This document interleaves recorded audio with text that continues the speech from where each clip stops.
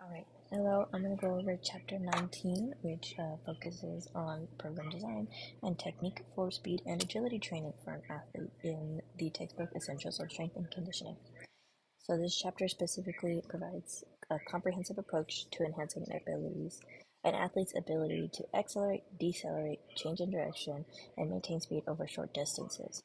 And speed and agility are crucial for athletes, again, in almost every sport, especially for those that require quick bursts of energy, rapid changes in directions, and precise movement controls. So this is very similar to the plyometric training, except this is going to be more based on speed and agility than it is on power.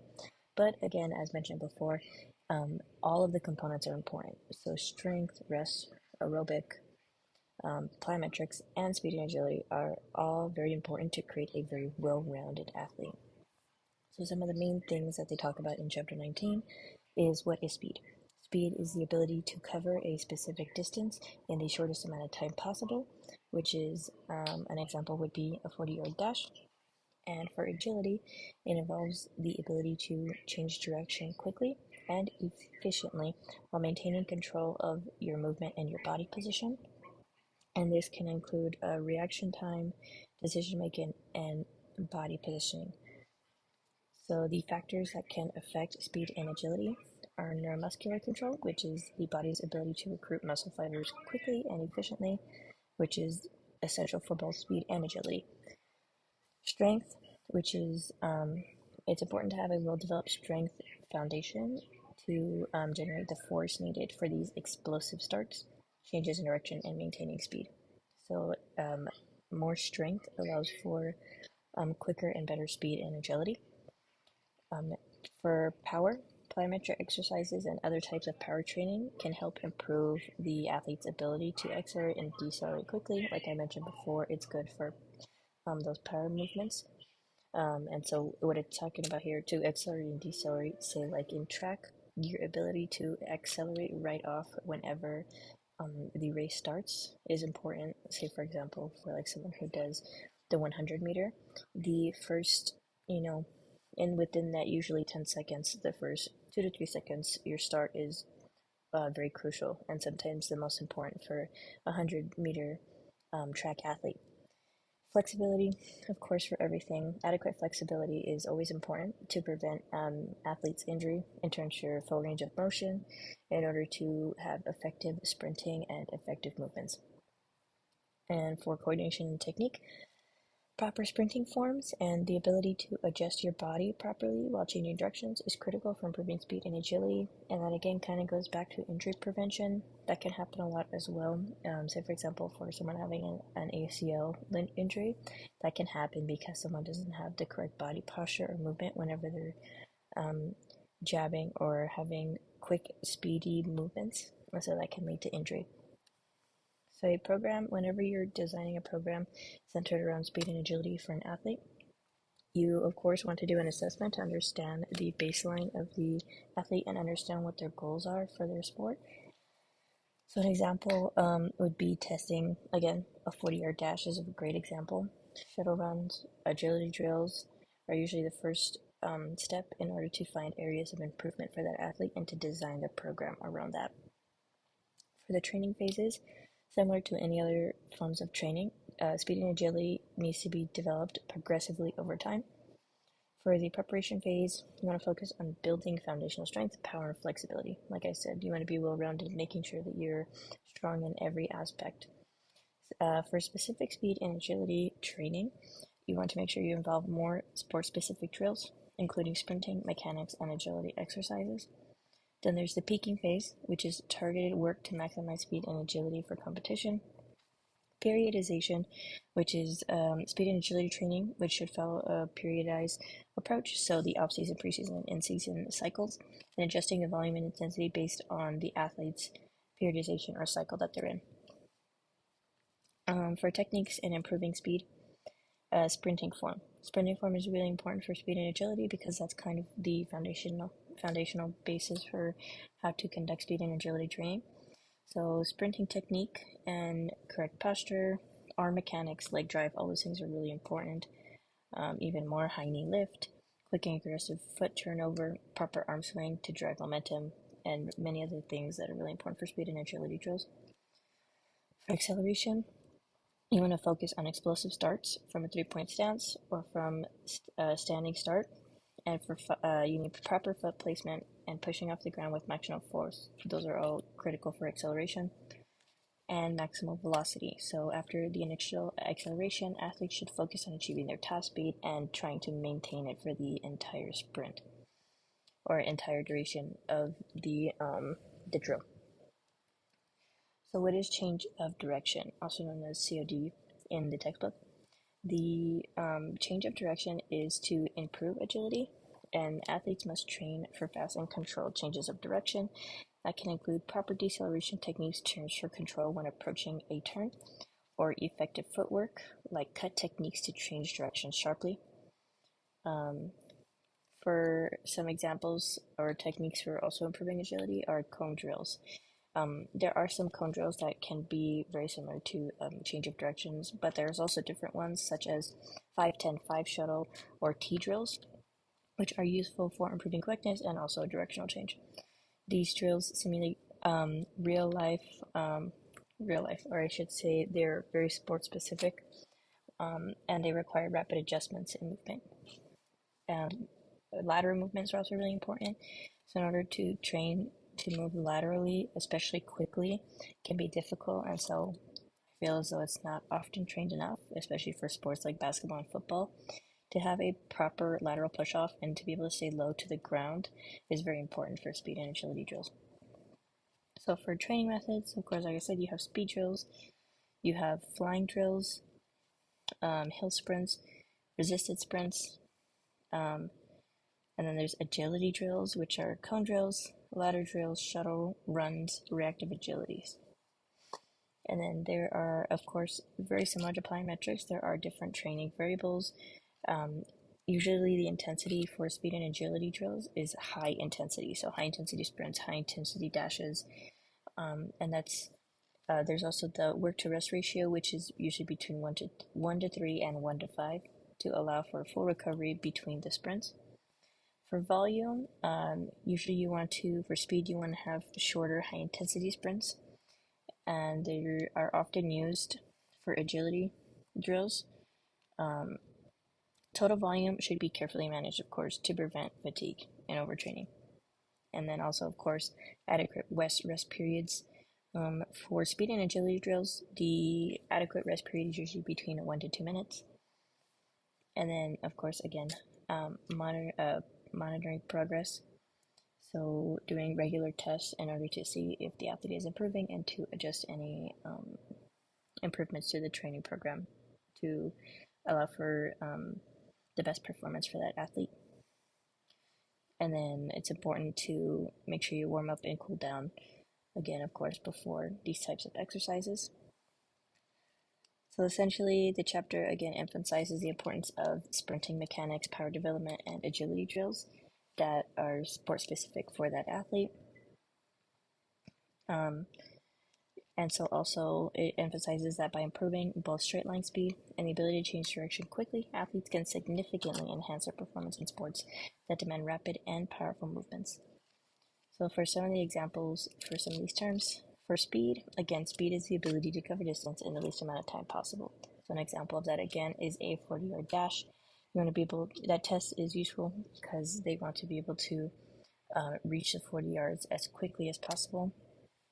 Change in direction, so it's to improve agility and to improve the athlete's ability to change directions quickly. So an example of this could be cone drills, depending on the drill that you use. It's essentially incorporating different changes and turns. For agility, to emphasize on agility again, is to again change direction quickly and efficiently while maintaining control of movement and body position.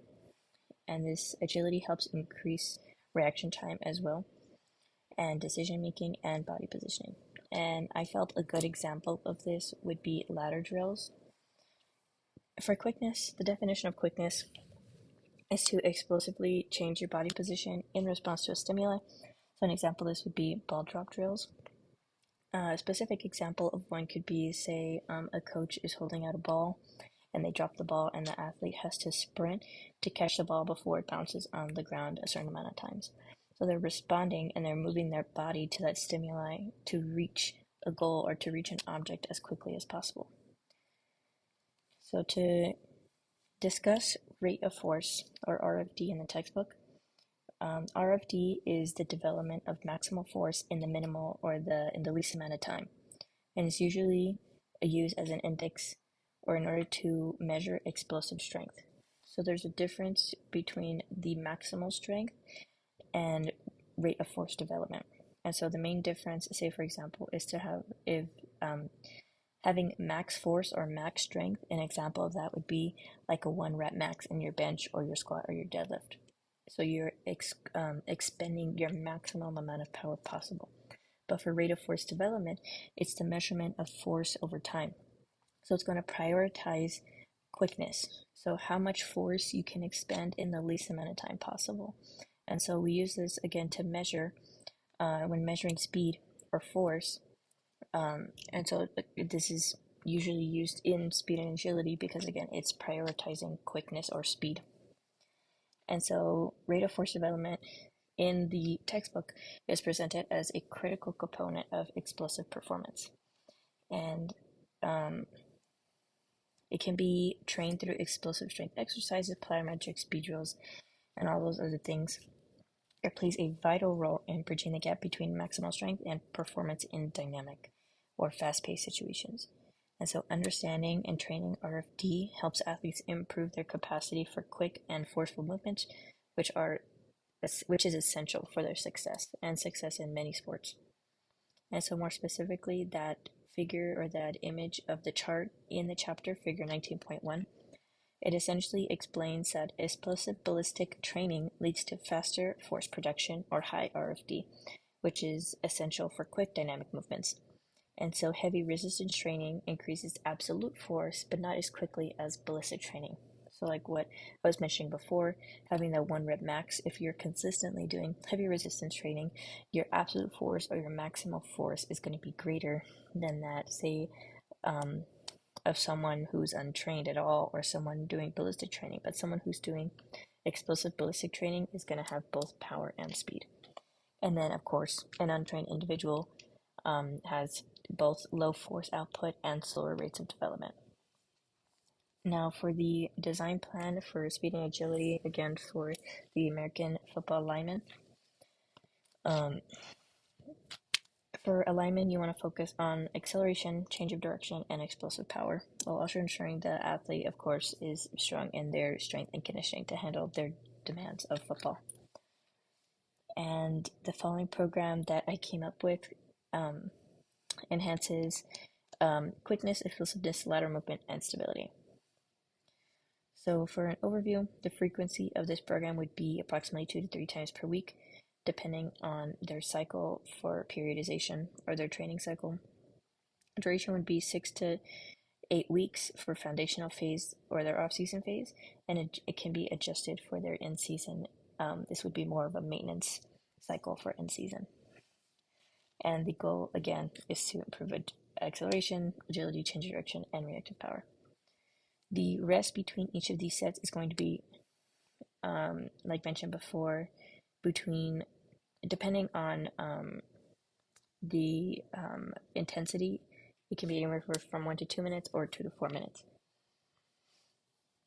So, of course, there's going to be a warm-up session, which should include dynamic stretches and sport-specific exercises. And a lot of these are going to be like lateral shuffles, glute bridges, hip thrusts, things like that. So things that involve lower body and upper body. So for sprinting drills, some examples or good ones that I felt would work in this lineman's program are 20-yard sprints. So it would be 20-yard sprint, maximum effort for each sprint, with the rest of 30 to 60 seconds between the sprint. And this is to improve acceleration and the ability to generate power quickly from a static position. And then there's also resisted sprints, which help build the strength and power for faster acceleration. And so for resisted sprints, you can usually use sleds or resistance bands. This would be 4 to 6 reps with 2 to 3 minutes of rest, and it would usually be a 10 to 20 yard sprint. And then there's hill sprints, again, kind of like the same as resistance, but you're using the hill as a resistance for more explosive power and acceleration, especially in a fatigued state. So you'd sprint up a hill for 20 to 30 yards, focusing on the knee drive and maintaining form. And then there's also max velocity sprinting, so flying sprints, which improve top end speed by focusing on running at maximal velocity. And then you have agility and change of direction drills. So for agility drills, you have the T drill, which is a cone drill. And then you have pro agility shuffles, so the 5-10-5 shuffle. And then, of course, there's so many other variations of cone drills, like the zigzag, also known as the 3-cone drill. You also have lateral bounds or skater jumps. And then for reactiveness, you have your partner mirror drills. So you would have a partner perform a lateral movement or shuffling and changing direction, and the athlete has to mirror the other partner's movements as quickly as possible. And so this is to help improve reaction time, and it's definitely important for alignment because they have to react to the person that they're blocking to, so this is a good drill for them. And then again, the ball drop drill, so coach drops a ball and the athlete has to sprint to catch it before it hits the ground. And then for conditioning drills, you have short burst conditioning, so like ladder drills, things like that. And then of course a cool down and static stretching and all of that. And that is all for chapter 19.